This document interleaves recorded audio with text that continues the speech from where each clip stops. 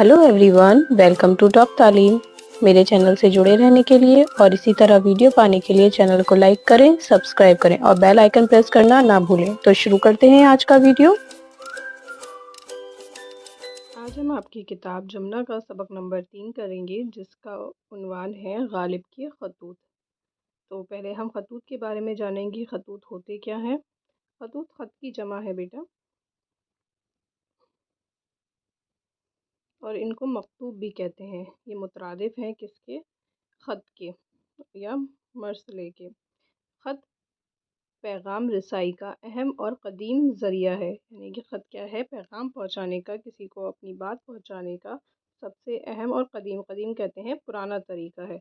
मकतूब निगार दूर फासले पर बैठे एक शख्स को ख़त लिखकर अपने जज्बात और ख़यालात की तरसील करता है। मकतूब निगार किसे कहते हैं? जो मकतूब लिखता है, यानी कि जो ख़त लिखता है उसे मकतूब निगार कहते हैं। और वो किसको लिखता है? जो कोई उससे फासले पर, दूरी पर हो, उसको अपने बारे में बताता है, अपने जज्बात बताता है, अपने ख़यालात बताता है कि वो क्या सोच रहा है। ख़त से मकतूब निगार और मकतूब आलिया दोनों की शख्सियत से वाक़फ़ियत हासिल होती है। और ख़त में क्या होता है? मकतूब निगार जो ख़त लिखता है और मकतूब आलिया जो ख़त पढ़ता है, जिसको ख़त भेजा जाता है, दोनों की शख्सियत का पता चलता है कि किसको भेजा जा रहा है, कौन लिख रहा है, वो कौन है।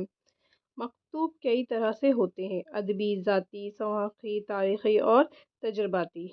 यानी कि अदबी भी हो सकते हैं, लिटरेचर पे, ज़ाती भी हो सकते हैं, पर्सनल भी हो सकते हैं, सवाक़ी भी हो सकते हैं, किसी की ज़िंदगी के बारे में बताने वाले भी हो सकते हैं, तारीख़ी हिस्ट्री पर भी हो सकते हैं, और तजर्बाती भी हो सकते हैं कि उनको क्या तजुर्बा रहा वो उसमें बयान करते हैं। उर्दू में जदीद मकतूब निगारी का आगाज़ गालिब के खतूत से होता है। जदीद मैंने अभी आपको पहले भी बताया, जदीद का मतलब होता है जो उर्दू में जदीद मकतूब निगारी का आगाज़ किससे होता है? गालिब से होता है। गालिब बहुत बड़े शायर रह चुके हैं अपने वक्त के, और गालिब के ही खतूत से ही इसकी शुरुआत होती है। गालिब ने ही सबसे पहले खतूत लिखे थे। इन खतूत से हमें इस अहद के तारीख़ी, सियासी और समाजी हालात से वाक़फ़ियत होती है।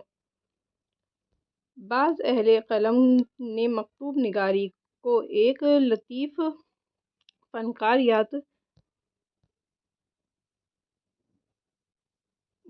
दिया है। ऐसे खतूत बड़ी तादाद में मौजूद हैं जिनमें आला तख्लीक़ अदब की ख़ुसूसियात पाई जाती हैं। इन खतूतों का मुताला और भी दिलचस्प हो जाता है, यानी कि इनको पढ़ने में और ज़्यादा मज़ा आता है। मकतूब निगारी शख्सी इज़हार की एक शक्ल है। मकतूब निगार का मुखातिब कोई एक शख्स होता है, यानी कि मकतूब निगार जिसको लिख रहा होता है वो कोई एक ही शख्स होता है, जबकि अदब की दूसरी इसनाफ में एक साथ कई मुखातिब हो सकते हैं।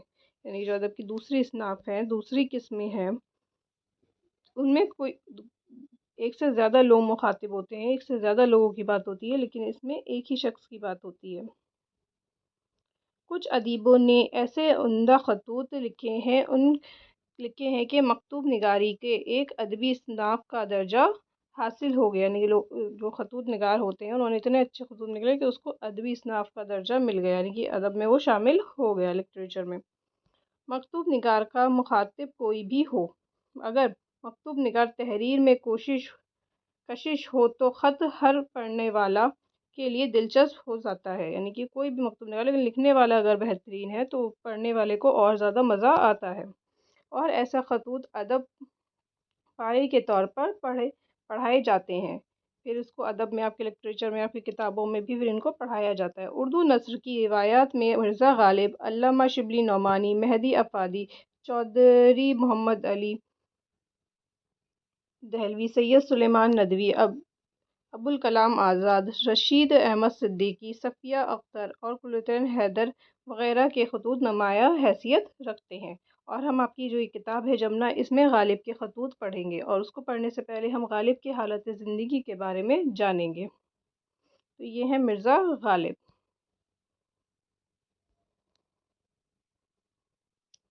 मिर्ज़ा असदुल्ला खां गालिब की विलादत आगरा में हुई। चचा नसरुल्लाह बेग ने उनकी परवरिश की। शादी के बाद गालिब दिल्ली आ गए। तो इनका पूरा नाम क्या था? मिर्ज़ा असदुल्ला खां, और इनकी विलादत कहाँ हुई थी? आगरा में। और चचा ناصر اللہ بیگ نے ہی ان کی پرورش کری تھی، بڑا کیا تھا، اور شادی کے بعد یہ دلی آ گئے تھے۔ یہاں کے علمی اور ادبی ماحول میں ان کا شعری ذوق پروان چڑھا۔ غالب نظم اور نثر دونوں میں یکساں قدرت رکھتے تھے۔ یکساں قدرت یعنی کہ دونوں میں ہی مہارت ان کو ایک جیسی ہی حاصل تھی، چاہے وہ نثر ہو چاہے وہ نظم ہو۔ جو بلند مرتبہ انہیں شاعری میں حاصل ہوا، وہی رتبہ انہیں نثر میں بھی ملا۔ ان کی نثر کا عمدہ نمونہ ان کے خطوط ہے، یعنی کہ جتنا ان کو نظم میں بھی ان کو توجہ ملی، اتنی ہی ان کو نثر میں ملی، اور اس کا نمونہ جو ہے، اس کا اگزامپل کیا ہے؟ خطوط ہیں ان کے، جو انہوں نے خط لکھے ہیں۔ غالب کے خطوط کے مجموعے عبد ہندی اور اردو معلیٰ کے نام سے شائع ہوئے ہیں۔ کون کون سے نام سے شائع ہوئے ہیں ان کے مجموعے جو ان کے گروپ ہیں خطوط کے؟ عبد ہندی اور اردو معلیٰ۔ انہوں نے خط کو بات چیت کی زبان سے قریب تر کر کے مراسلے کے مقابلے پر بنا دیا۔ ان کے خطوط کو پڑھ کر ایسا لگتا گویا کہ دو لوگ آپس میں بیٹھ کر گفتگو کر رہے ہیں، یعنی کہ پڑھنے والوں کو ایسا لگے گا کہ آمنے سامنے بیٹھ کر گفتگو کری جا رہی ہے، بات چیت کری جا رہی ہے۔ غالب کے اردو خطوط میں ان کی اپنی زندگی اور زمانے کی دلچسپ تفصیلات سمٹ آئی ہیں، یعنی کہ ان کی اپنی زندگی بھی اور جو اس زمانے کی جو تفصیلات تھی وہ ان کے خطوط میں آپ کو دیکھنے کو مل جائیں گی۔ خاص طور پر 1857 کے آس پاس کا ماحول غالب کے خطوط میں جس تفصیل کے ساتھ بیان ہوا ہے، اس کے پیش نظر یہ خطوط ایک تاریخی مواد کی حیثیت رکھتے ہیں، یعنی کہ اس میں انہوں نے 1857 کا ذکر کیا ہے، اور تاریخی مواد یعنی کہ یہ آپ کا اتہاس پورا اس کے اندر بتایا گیا ہے 1857 کا۔ انہوں نے جو اسلوب اختیار کیا تھا اس کی نقل کسی سے بھی نہ ہو سکی، یعنی جس طرح سے انہوں نے لکھا تھا ان کی نقل، ان کی کاپی کوئی نہیں کر سکا۔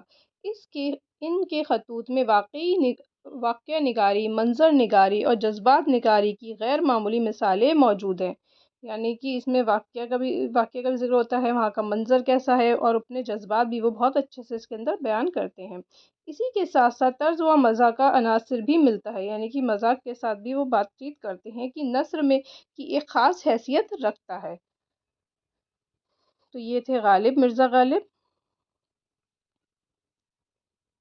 اب آتے ہیں ان کے خطوط پر، غالب کے خطوط۔ یہاں آپ دو خط پڑھیں گے جو انہوں نے کس کو لکھے تھے؟ منشی ہرگوپال کو تفتہ کے نام لکھے تھے، منشی ہرگوپال تفتہ۔ کیوں صاحب روٹھے ہی رہو گے یا کبھی مانو گے بھی، اور اگر کسی طرح نہیں مانتے تو روٹھنے کی وجہ تو لکھو۔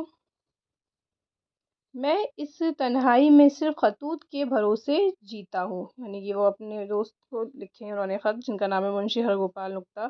تو ان سے کیا کہہ رہے ہیں کہ روٹھے ہی رہو گے یا کبھی مانو گے بھی، یا اپنی طرف سے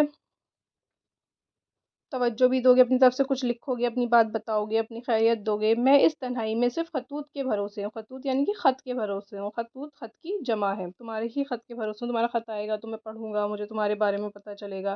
یعنی جس کا خط آیا میں نے جانا کہ وہ شخص تشریف لایا، یعنی کہ جب بھی کسی کا خط آتا ہے تو مجھے ایسا لگتا ہے جیسے وہ صرف خط نہیں آیا، وہ خود آیا ہے میرے پاس۔ خدا کا احسان ہے کہ کوئی ایسا دن نہیں ہوتا جو اطراف اور جوانب سے دو چار خط نہیں آ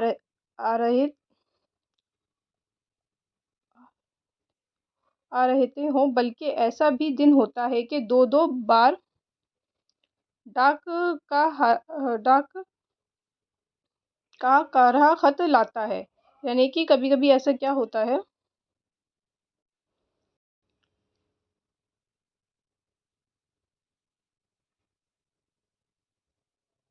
ہاں جی، ایسا نہیں ہوتا کہ دو چار خط آ رہے ہوتے ہیں، دو دو کر کے کئی بار خط لے کے آ رہا ہوتا ہے، ایک دو صبح کو اور ایک دو شام کو، یعنی کہ ایک ہی دن میں ایک دو صبح آ جاتے ہیں، ایک دو شام کو ہو جاتے ہیں۔ میری دل لگی ہو جاتی ہے، یعنی کہ میرا دل بہل جاتا ہے، دن ان کے پڑھنے اور جواب لکھنے میں گزر جاتا ہے، یعنی کہ ان کا پورا دن پہلے تو پڑھیں گے اور اس کے بعد پھر اس کا جواب بھی تو دینا ضروری ہے، کیونکہ پہلے کے دور میں تو یہ نہیں ہوتا تھا کہ فون پہ بات کر لی جاتی تھی، پہلے انسان خط کا انتظار کرتا تھا اور پھر اس کا جواب دیتا تھا، اور اس میں تھوڑا وقت بھی لگ جاتا تھا۔ یہ کیا سبب 10-10 12 دن تک تمہارا خط نہیں آیا، یعنی کتنے دن ہو گئے میں تم سے انتظار کر رہا ہوں، 10-12 دن، ابھی تک ایک بھی خط نہیں ہے تمہارا، یعنی تم نہیں آئے۔ خط نہیں آیا اس کا مطلب تم بھی نہیں آئے، یعنی کہ خط آتا ہے تو ایسا لگتا ہے کہ تم آ گئے ہو۔ خط لکھو صاحب، لکھنے کی وجہ لکھو، خط بھی لکھو اور لکھنے کی وجہ بھی لکھو، کس وجہ سے لکھو؟ آد آنے میں بخل نہ کرو،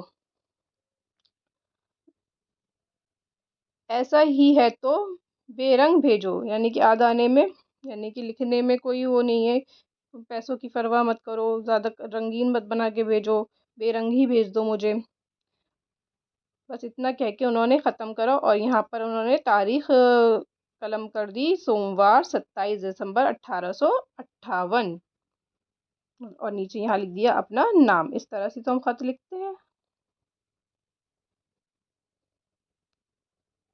پھر دوسرا خط ہے، یہاں پر دوسرا خط منشی ہرگوپال نکتا کے نام پھر لکھتے ہیں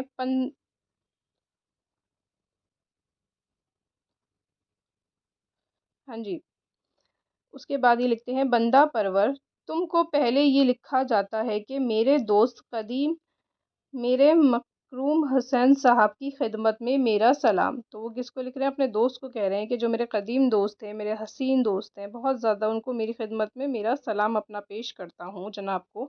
اب تک جیتا ہوں اور اس سے زیادہ میرا حال مجھ کو بھی معلوم نہیں، مطلب اپنی بات بتا رہے ہیں کہ میں ابھی تک جیتا ہوں، یعنی کہ ابھی تک زندہ ہوں، اور اس سے زیادہ میں کچھ نہیں کہہ سکتا۔ مرزا حاتم علی صاحب مہر کی جانب میں میرا سلام کہنا۔ اور پھر وہ دوسرے جو صاحب ہیں مرزا حاتم، ان کو بھی کہہ رہے ہیں کہ بھئی ان کو میں سلام کہنا۔ ہم لوگ بھی خیریت معلوم کرتے ہیں تو بولتے ہیں نا گھر والوں کو اور ان کو آس پڑوس میں ان کو سلام کہنا، ان کی خیریت پوچھ لینا۔ ایسے ہی جب بھی ہم خط اور خطابت کرتے تھے تو ہم دوسرے لوگوں کی بھی خیریت معلوم کرتے تھے۔ تمہارے پہلے خط کا جواب بھیج چکا تھا کہ اس کے 2 دن یا 3 دن کے بعد دوسرا خط پہنچا، مطلب میں نے تمہارا جو پہلا خط آیا تھا اس کا جواب دے دیا تھا، پھر 2-3 دن بعد تمہارا پھر خط آیا، اس کا جواب وہ میرے پاس پہنچ گیا۔ سنو صاحب، جس شخص کو جس شغل کا ذوق ہوا اور وہ اس میں بے تکلیف عمر بسر کرے، اس کا نام عیش ہے، یعنی کہ کیا کہہ رہے ہیں وہ؟ سنو صاحب، جس شخص کو جس شغل کا شوق ہوا، جس چیز کا بھی شوق ہوا، اس میں بے تکلف ہے، تو اس کو کیا ہے؟ اس کا نام کیا ہے؟ عیش، یعنی کہ وہ جو کام کر رہا ہے وہ اس میں اس کو مزہ آ رہا ہے، اس کا ہی نام کیسے کہتے ہیں؟ عیش کہتے ہیں، یعنی کہ مزہ کرنا کہتے ہیں۔ تمہاری توجہ مفرات بات طرف عشر و سخن کے تمہاری شرفات نفس اور حسن طبع کی دلیل ہے۔ ہاں جی، یہ تمہارا ذوق ہے، تمہارا حسن ہے، یہ تمہاری طبیعت کی، یعنی کہ تمہاری تربیت کی خوبصورتی ہے۔ اور بھائی یہ جو تمہاری سخن گرستی ہے، اس کی شہرت میں میرا بھی تو نام آواری ہے، یعنی کہ جو تمہاری دوستی ہے اس میں میرا نام بھی تو شامل ہے۔ میرا حال اس فن میں اب یہ ہے کہ شعر کہنے کی روش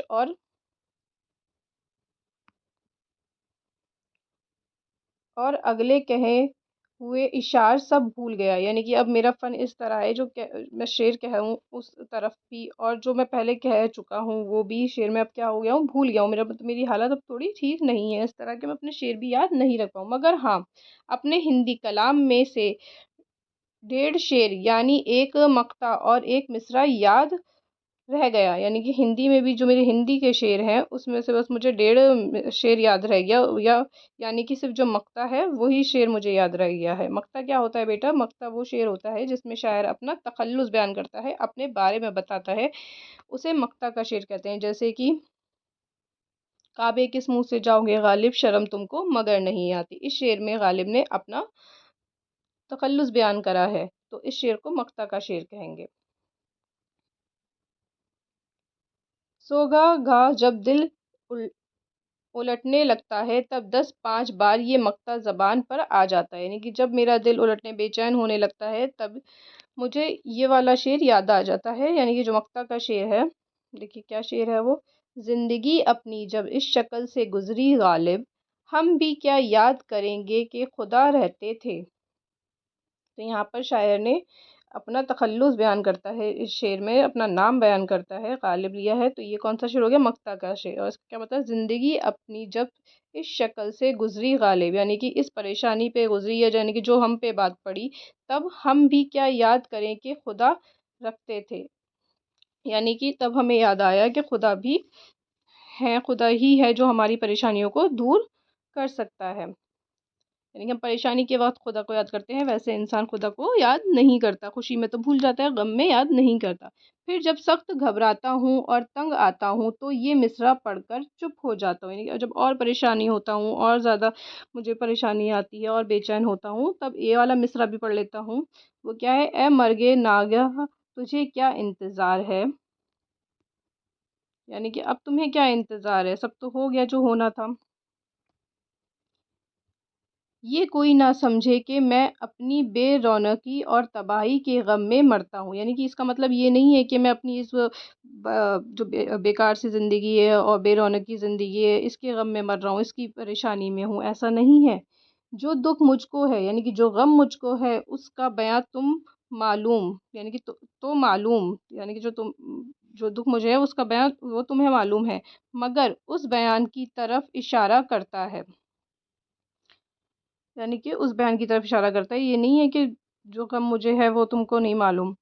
انگریز کی قوم میں جو ان کے روسیہ ہے، یعنی کہ انگریزوں سے وہ پریشان ہیں، جو ہندوستان پہ انہوں نے ظلم و ستم کر رکھے ہیں، یہاں پر وہ اپنی بات کو بس کہہ رہے ہیں کہ ہاتھ سے قتل ہوئے اس میں کوئی میرا امیدگاہ تھا، یعنی کہ وہ اپنے ہاتھوں سے انگریز مار دیتے ہیں اور اس میں ان کا کوئی اپنا پیارا بھی تھا، اور کوئی میرا اشفیق اور کوئی میرا دوست، یعنی کہ جو انگریزوں نے اپنی جو اتنی ظلم اور ستم کرا ہے اس میں کوئی میرا پیارا بھی تھا، کوئی میرا دوست بھی تھا، کوئی میرا عزیز بھی تھا، کوئی میرا شاگرد بھی تھا، یعنی کہ ہندوستان پہ انگریزوں نے اتنے ظلم کی ہے، جو 1857 کی بات اس میں چل رہی ہے، ہندوستانیوں میں کچھ معشوق، کچھ عزیز، کچھ دوست، کچھ شاگرد، سو وہ سب کے سب خاک میں مل گئے، یعنی کہ جو ہمارے عزیز تھے، ہمارے اقراب تھے، ہمارے شاگرد تھے، ہمارے دوست تھے، سب خاک، خاک کہتے ہیں سب مٹی میں مل گئے، انگریزوں نے ان کو مار دیا۔ ایک عزیز کا ماتم کتنا سخت ہوتا ہے، یعنی کوئی ایک مر جائے اس کا بھی ہمیں کتنا غم ہوتا ہے، جو اتنے عزیزوں کا ماتم دار ہوں، یعنی کہ ایک مر جائے تو اتنا ہوتا ہے، لیکن میرے تو اتنے عزیز گئے، میرے اتنے پیارے لوگ گئے، تو میرا کتنا ماتم کروں، کتنا دکھ مناؤں، اس کو زیست کیوں کرنا دشوار کروں، یعنی کہ اپنی زندگی کو کیوں نہ دشوار کروں، اپنی زندگی کو پریشان کیوں نہ ہوں اپنی زندگی سے۔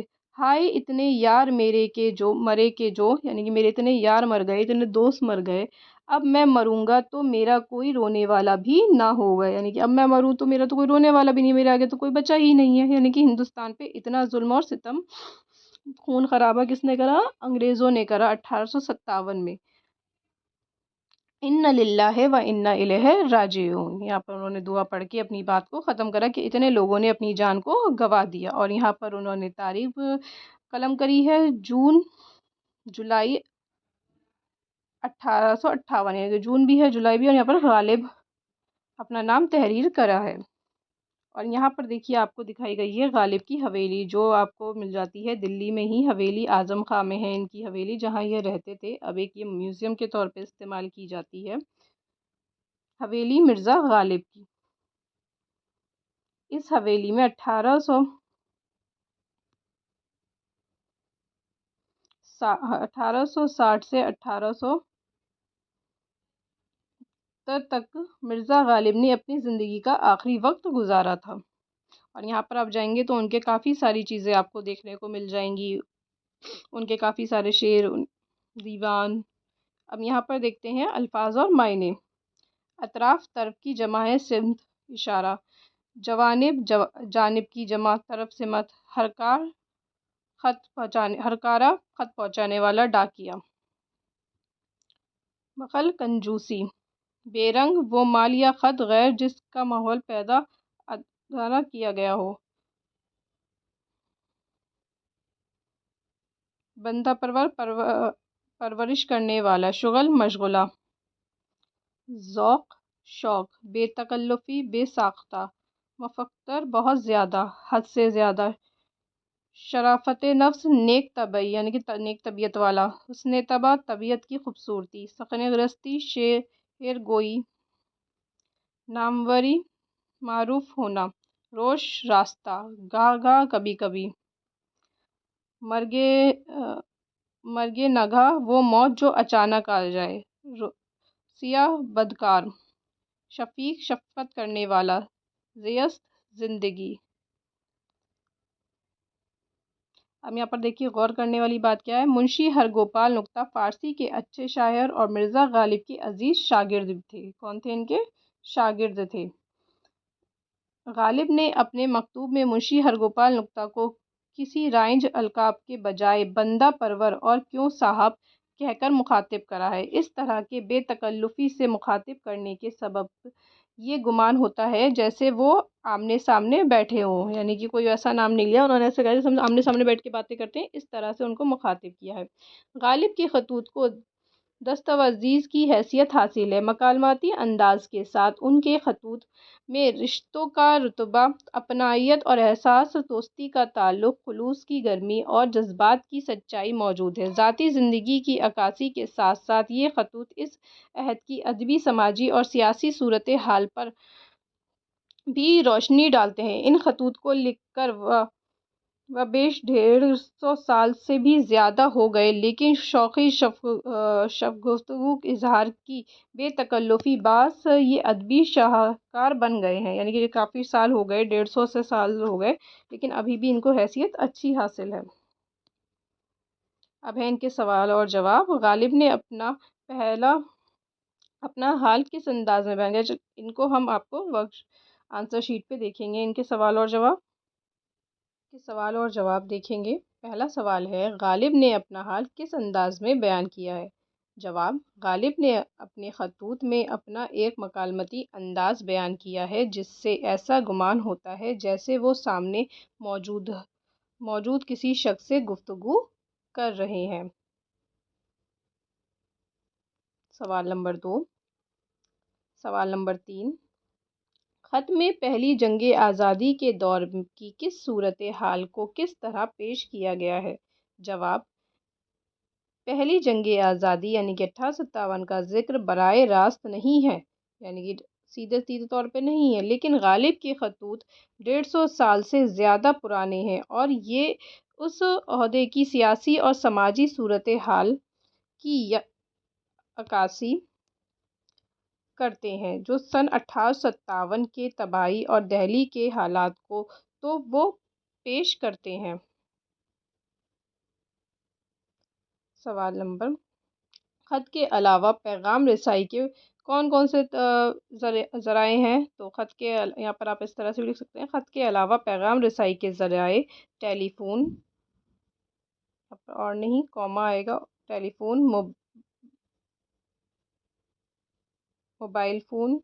موبائل، ای میل، سوشل میڈیا، کوریئر سروس اور وغیرہ۔ اس طرح ہم اس کو ختم کریں گے۔ اب جو اگلا سوال ہے اس میں کیا ہے، کچھ نیچے جملے دیے گئے ہیں اور ان جملوں کو آپ کو اپنی زبان میں لکھنا ہے، جیسے کہ کیا ہے، میں اس تنہائی میں صرف خطوط کی بھروسے جیتا ہوں۔ تو یہ مرزا غالب نے لکھا تھا۔ اب اس کو آپ اپنے لفظ میں بیان کیسے کریں گے؟ شاعر لکھنے والا اپنے اکیلے پن کی زندگی میں اپنے دوستوں اور پیاروں کے خطوط پڑھ کر خوشی حاصل کر رہا ہے۔ پھر اگلا ہے، 10 12 دن سے تمہارا خط نہیں آیا، یعنی کہ تم نہیں آئے۔ تو اس کا جواب ہوا، غالب کے نزدیک خط کی حیثیت آدھی ملاقات کی ہے، اس لیے وہ کہتے ہیں کہ اگر خط نہیں آیا تو اس کا مطلب ہے کہ تم خود ملنے نہیں آئے۔ اگلا ہے، تمہاری توجہ بے طرف شعر و حسن کی، تمہاری شرفت نفس اور حسن طبع کی دلیل ہے۔ جواب، شاعری اور ادب کی طرف آپ کی بار بار کی توجہ اس بات کا ثبوت ہے کہ آپ ایک نیک انسان ہیں اور عمدہ ذوق رکھتے ہیں، یعنی کہ ایک نیک انسان بھی ہیں اور شوق بھی رکھتے ہیں لکھنے کا۔ یہ کوئی نہ سمجھے کہ میں اپنی رونق اور تباہی کے غم میں مر رہا ہوں۔ جواب، وہ اپنی خراب حالت یا پریشانیوں کی وجہ سے دکھی ہو کر زندگی نہیں گزار رہے، بلکہ وہ ان حالات کا ہمت کا مقابلہ کر رہے ہیں۔ یہ جو تمہاری سخن گرستی ہے، اس کی شہرت میں میری بھی تو ناموری ہے۔